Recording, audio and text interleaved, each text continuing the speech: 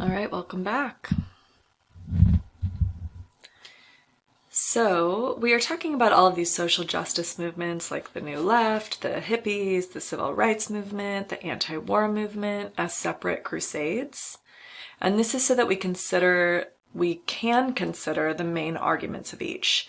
But there was a considerable amount of overlap between all of these movements, as well as a large amount of ideological diversity within each of them. The same liberationist ideas that prompted young people to revolt against mainstream values and to protest against the Vietnam War also led many of them to embrace other causes. One really unifying, influential factor for all of these movements was the civil rights movement that had been developing since the 1950s.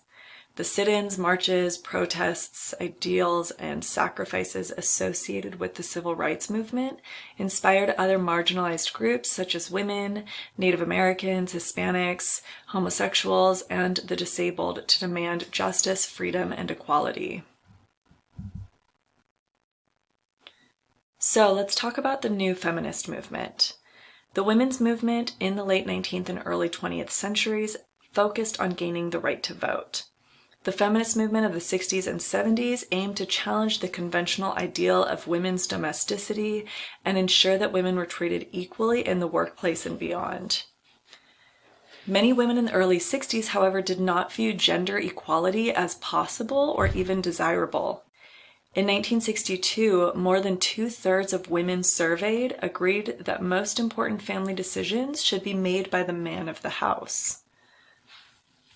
And although the Equal Pay Act of 1963 had made it illegal to pay women less than men for doing the same job, discrimination and harassment continued in the workplace, and throughout society, women who were 51% of the nation's population and held 37% of the nation's jobs were paid 42% less than men. Betty Friedan, a 42-year-old journalist and mother of 3, emerged as the leader of the women's movement. Her influential book, The Feminine Mystique, published in 1963, helped launch the new phase of feminine protest. Friedan argued that her generation of white college-educated women had actually lost ground after the Second World War when many left their wartime employment and settled in suburbia as full-time wives and mothers, only to suffer from the quote-unquote happy homemaker syndrome, which undermined their intellectual capacity and public aspirations. Friedan blamed a massive propaganda campaign by advertisers and women's magazines for brainwashing women to embrace the feminine mystique of blissful domesticity, in which fulfillment came only with marriage and motherhood. In 1966, Friedan and 27 other activists founded the National Organization for Women, or NOW. NOW sought to end gender discrimination in the workplace and spearheaded efforts to legalize abortion and obtain federal and state support for child care centers.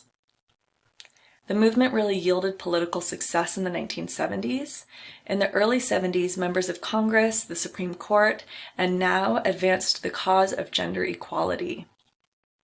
Title IX of the Educational Amendments of 1972 barred discrimination on the basis of sex in any education program or activity receiving federal financial assistance.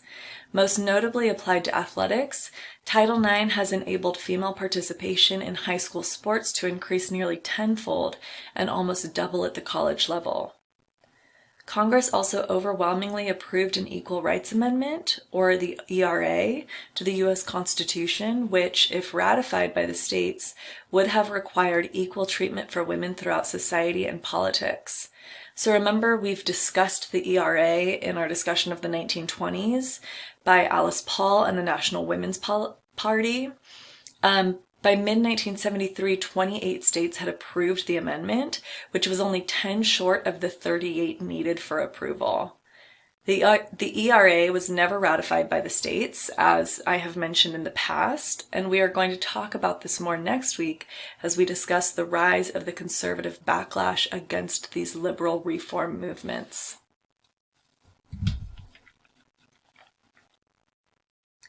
So the feminist movement coincided with the so-called sexual revolution.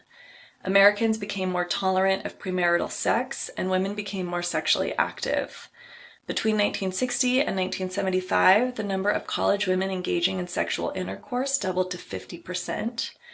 Enabling this change in large part was a scientific breakthrough in the birth control pill, which was approved for public use by the FDA in 1960. Widespread access to the pill gave women a greater sense of sexual freedom and led to a more open discussion of birth control, reproduction, and sexuality in general. By 1990, the world had 400 million fewer people as a result of the pill. Although the pill contributed to a rise in sexually transmitted diseases, many women viewed it as an inexpensive and non-intrusive way to gain better control over their bodies and their futures. Also in 1973, the Supreme Court, in its Roe v. Wade decision, made history by striking down state laws forbidding abortions during the first 3 months of pregnancy. The court ruled that women have a fundamental right to choose whether to bear a child or not, since pregnancy necessarily affects a woman's health and well-being. Even more than the ERA, the fight over abortion laws and sexual morality led to the conservative resurgence that really took root in the 1970s. The liberationist impulses of the 60s also encouraged LGBTQ folks to assert their right to equal treatment. Throughout the 1960s, gay men and lesbians were treated with disgust, cruelty, and violence, as well as trans folks. On a Saturday night, June 28, 1969, New York City police raided the Stonewall Inn, a popular gay bar in Greenwich Village. Instead of dispersing, the patrons fought back and the struggle spilled into the streets. Hundreds of other queer folks and their supporters joined the dispute. The Stonewall riot lasted throughout the weekend, during which the Stonewall Inn burned down. When the conflict ended, gay Americans had forged a sense of solidarity embodied in 2 new organizations, the Gay Liberation Front and the Gay Activists Alliance, both of which focused on ending discrimination and harassment against gay and transgender people. As news of the Stonewall Rebellion spread, the gay rights movement grew. By 1973, almost 800 gay organizations had been formed across the country. That year, the American Psychiatric Association removed homosexuality from its official manual of mental illnesses. Colleges and universities began offering courses and majors in gay studies, and groups began pushing for official government recognition of same-sex marriages. And now we are going to watch a mini documentary about Stonewall and the impact of Stonewall. It is quite long, so feel free to pause if you need to take a break.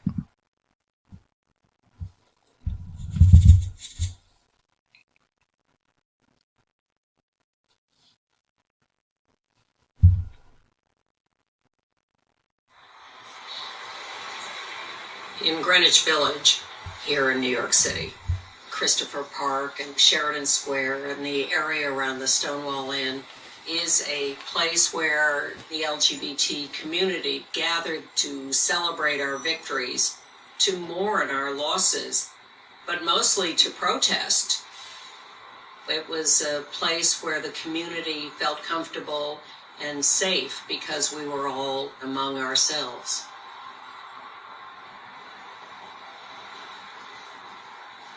Well, in the 1960s, it was a city sport to attack gay people. That was the scum of the earth at that time. You were sick, you were a sinner, and some therapist said, well, if you get married, it'll go away.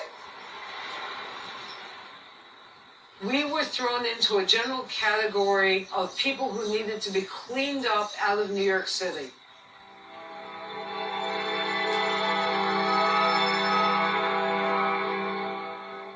I understand that we're being picketed by a group of homosexuals. The policy of the department is that we do not employ homosexuals knowingly, and that if we discover homosexuals in our department, we discharge them. Homosexuality is a problem in These people are really advocating that we don't solve the problem. They're advocating that we tolerate the problem.